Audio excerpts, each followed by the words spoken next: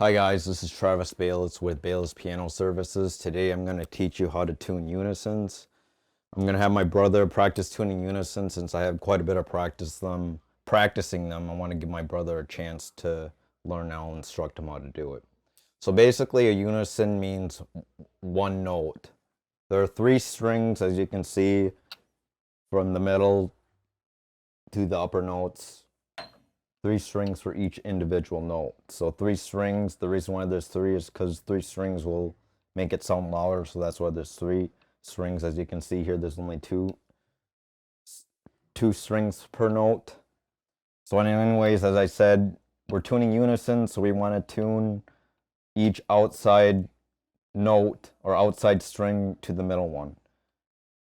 This is the first step when it comes to tuning a piano, is to tune unisons.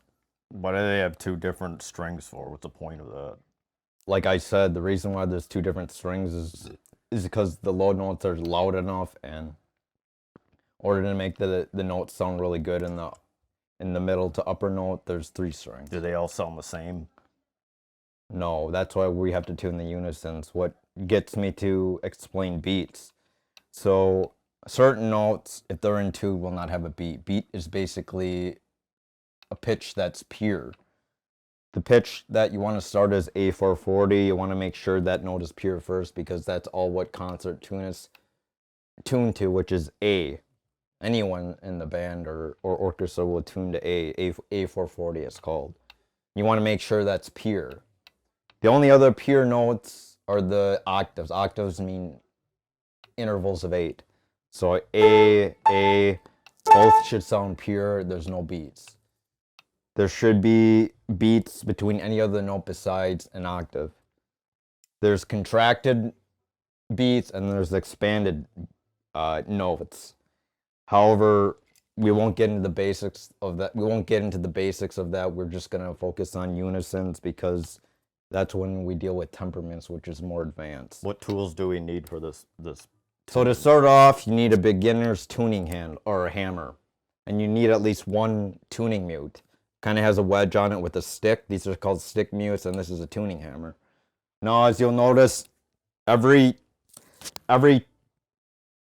piano has pins, which are tuning pins, and basically it's the string that is stretched to the tuning pin, or that stretch to the tuning pin, which is attached to the pin block. You want to make sure that they're in there pretty snug to make sure that you're able to tune them.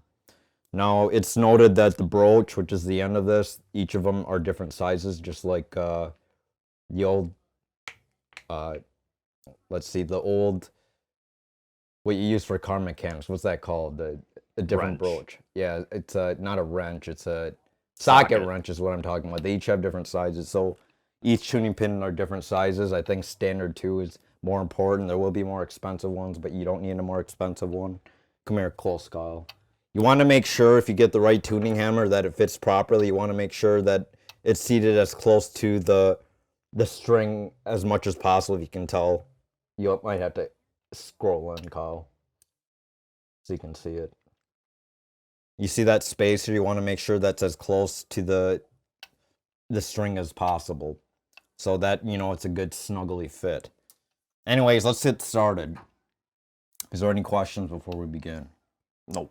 Okay, so first, we want to focus on these three strings to tune a unison. We want to find one that's not pure or has a distinct beat to it. And remind people what's pure again. So pure is free of beats. Basically, it's a pitch that has no beats to it, which doesn't sound like any other note. So as you can see here, this F is really pure. There's no beats. Basically, you hear a waver in the sound. And I think I played a little bit earlier, but this D sharp or E flat is actually out of tune. Can you hear it? Yeah. It wavers like this, and you can tell it's not pure. So we'll focus on this note, which is the D sharp or the E flat. So what do we have to do to begin? First, you want to play the note, hold it down, figure out what three strings are attached to it. As you can tell, this is the string between This is the string. These 3 strings are the ones that you need to practice. And as you go up, you got to be careful because these are the 3 pins that we are going to work on. So the middle one is always going to be constant. The out 2 unison strings are what we're going to focus. So the outside and inside is what we're going to focus on. So if you bring up the camera here, Kyle, it's so important. When you first begin tuning, you always wanted to press the sustain pedal because, as you notice, if you play a note, the dampers here, you might have to look here. Hold on a second. Okay. You might have to, when you depress the key, the hammer goes forward and then the damper behind it comes up. This is really soft felt and there's already indentations on that. So if you move the string like this without depressing the key or holding the sustain pedal, that holds the dampers away from the strings. They move, these strings can move and you don't want to tear the felt on the damper because that can move. So you always want to depress the sustain key, the one on the right. Let's pause it for a sec so you can wear the headlight because it's hard to see. Alrighty, so we got a headlight so you can actually see the strings a little bit easier. So I'm going to focus on D sharp and E sharp. The reason why, as I stated before, the reason why you want to depress the sustain pedal and the pedal on the right is because it lifts the dampers. If you don't lift the dampers and you put a mute in it, it's going to basically tear apart. It's going to basically put a new indentation in the note if you don't lift the sustain pedal, which, as you can see here, when you either play the note, the damper comes up, or if you hold the sustain pedal, the damper comes up. So that's why you want to make sure that you hold the sustain pedal whenever you start working with it. So I'll play the note one more time. We'll focus on D sharp, E sharp. There's 3 strings here. We're going to focus on the inside string and the outside string. The middle string is what we're going to leave constant. You're not going to work with any of that.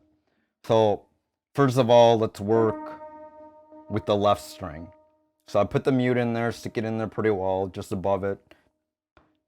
And that'll block the sound off on the right. So you can hear that sounds pretty good. There's a little bit of waver, so I'm likely going to try the other string just to make sure that you guys can hear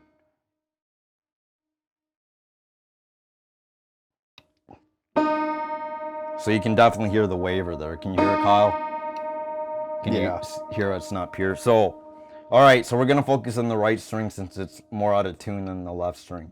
So if you look here, there's 3 notes. They each go to the tuning pin. You have to be really careful because you might actually tune the wrong one to the left or the wrong one to the right. So you want to make sure that you look careful because these strings go up and the right string goes to the bottom pin, the middle string goes to the middle, and the left string goes to above the top pin. So let's focus, since we're focused on the right string, we want to focus on this tuning pin here.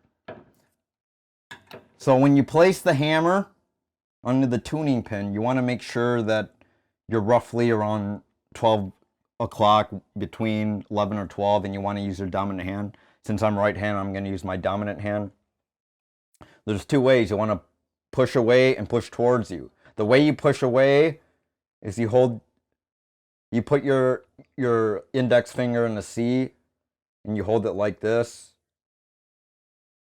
And you place your hands kind of like 3 fingers, the index finger above and the middle finger behind it and the thumb in front. And then you want to squeeze your 2 other fingers like that. And then that's the way you push. Now to go towards you, it's better to grab the hammer like so. So one way is hold the C, the other way is like with a firm grip, whole hand grip, thumb on the bottom and your pinky rests on top, and then you just focus.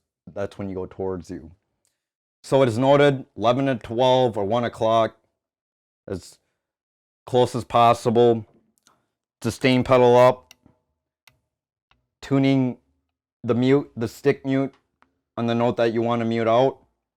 And okay, your position. Some people do it standing, some people do it sitting. It's so important to figure that out because I almost should do the sitting, but I think standing is more appropriate. So when you start you want to make sure the leg that you're gonna work on, or the leg that is positioned near the pin, you want to make sure that's you're leaning against it, because that'll give you more stabilization. And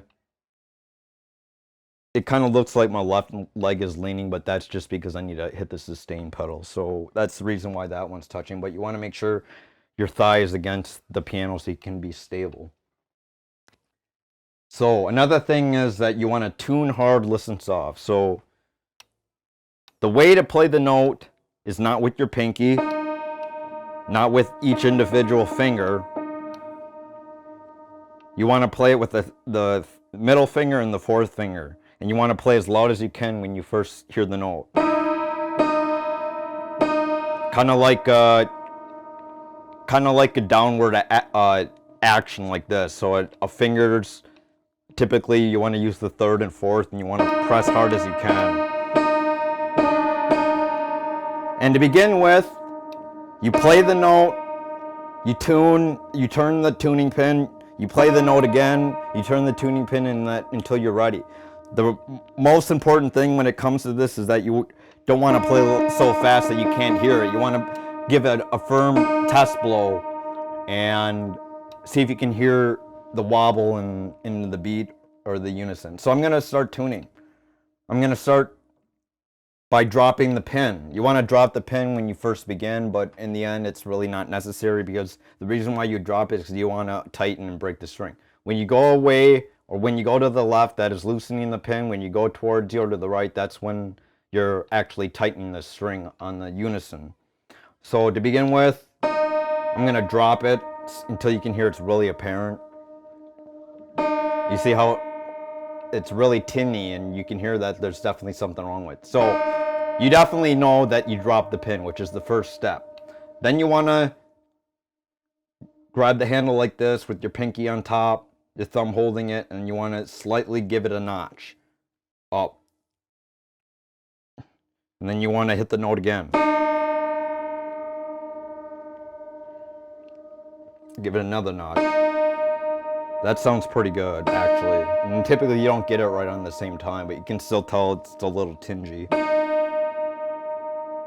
Going like that. So I think I got to tune it up just a little bit. Just a little bit more. Now you can tell that's too much, so you want to grab the hammer like this and drop it down. And to begin with, you want to kind of like do notch tuning, which is you want to kind of shake the tuning hammer back and forth until you actually get it settled.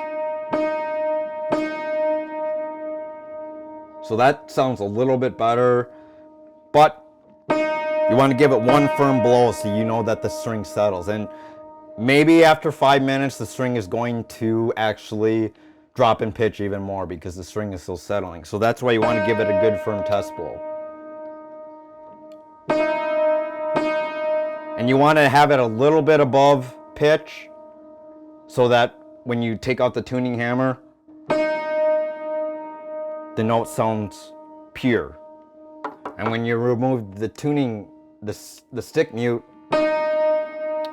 it sounds pure. You can tell there's a little wobble, so I'll focus on the left string. Once again, sticking the stick mute on the right hand side of the string, follow the string up on the left hand side, top note, place it around 12, 11, 12, 1 o'clock. Hold down the sustain pedal, play the note. There's definitely a wobble, so I'm going to raise it up a bit. You want to drop it first if you're a beginner, but when you get used to it and you've done it a few times, you just want to stick to raising it.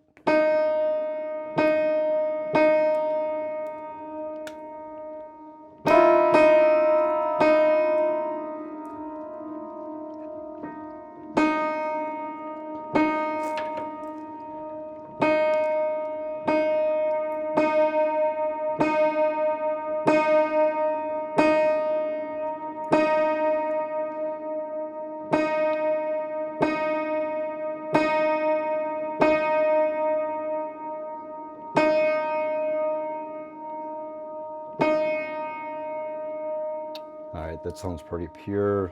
Once again, you want to actually tune the note, tune the tuning pin just a little bit above pitch. So let's play a solid note here. So you want to listen soft. See how pure that sounds? There's definitely a wobble in it, so I still have to fix it. It's probably the right string. It probably has to be tuned down a bit.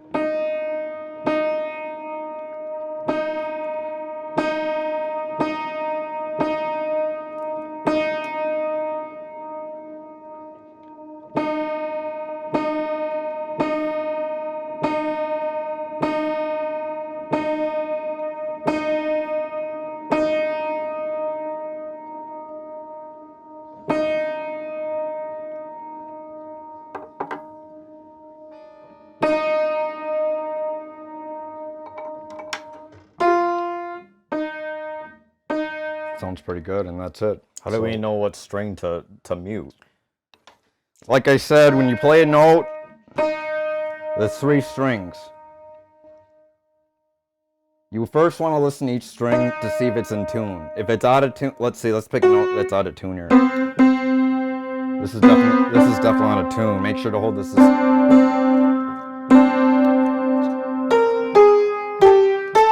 This is really A is out of tune. So if you can hear it, you find the note, 3 strings, put it on the right side. Wobble there, so you definitely have to tune that one. Wobble there, and that's even worse. So definitely you have to tune both of these. Is there anything else? What about the middle one? What do you mean? How do you tune the middle string? Oh, that's if you do temperament tuning, but we're not going to focus on that right now. Tuning unison is more important. What's temperament tuning? Temperament tunings is contracting or expanding the note to make it sound good with each other, because depending on the quality of the piano, you never want to tune to pure, because the only thing pure is basically the octaves of A, and anything else is either contracted or expanded, because a second, third, fourth, fifth, sixth, seven, and so on will sound better depending upon the contraction and expansion. So the lower ones don't have temperament? They do, but you first want to focus in the middle. Okay. Anything else? Nope. Do you want to start? Yep. Okay, so I'm going to give the reins to Kyle. He's just basically going to describe what I say, and then I'm going to agree with him or disagree.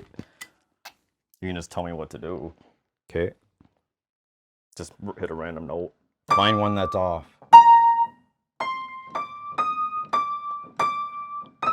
I'd stick towards the middle.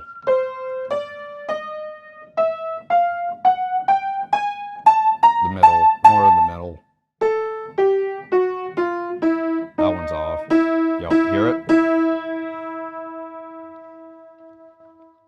So the E is off, and he's gonna press the sustain pedal. Yep. So he's gonna stick his tuning mute into one of the sides of the 3 string that he's working on, one of the unisons. It's supposed to be that tight in there? Yeah, it's supposed to be pretty tight. So I'm gonna do the right one first. You mean you're doing the left? You want to put the string above. You never want to place this. You never want to place the stick mute in front of the tuning hammer. It just doesn't work that way. Yeah, there's definitely a wobble in it. There's definitely a beat in there, so you definitely have to check that one. So he's checking the right string. That one's a lot better. It's definitely the left string that's off, so he's gonna focus on the left tuning pin. So does that mean I have to tighten it? First, as a beginner, you want to drop. Let me see. Are you on the right one? This one.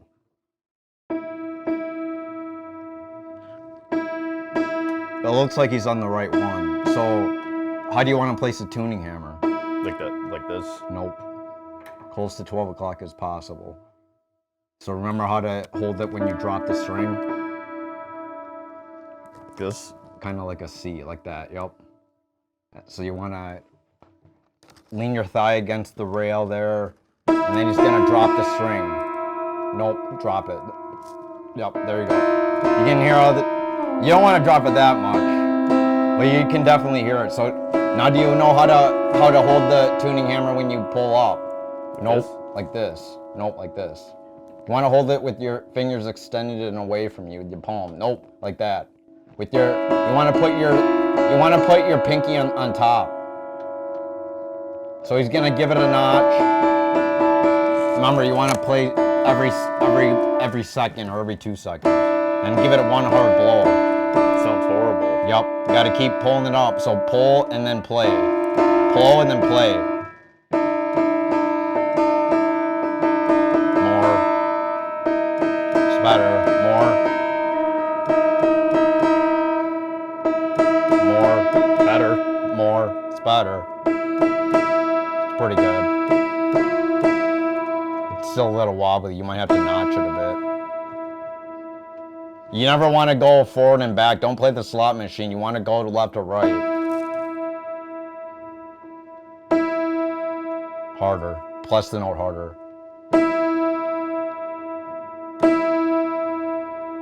A little bit more. You want to notch it up a little bit more. It's still wobbly. Notch it a little bit more. Now it's too much. You want to remember how to hold it when you drop it? Nope. Nope. Like, remember you got to hold it like a C? Here. No, you want to drop it now. Very slight nudge. Nope. Now it's too flat. Nope. Remember how to hold it? Okay. More.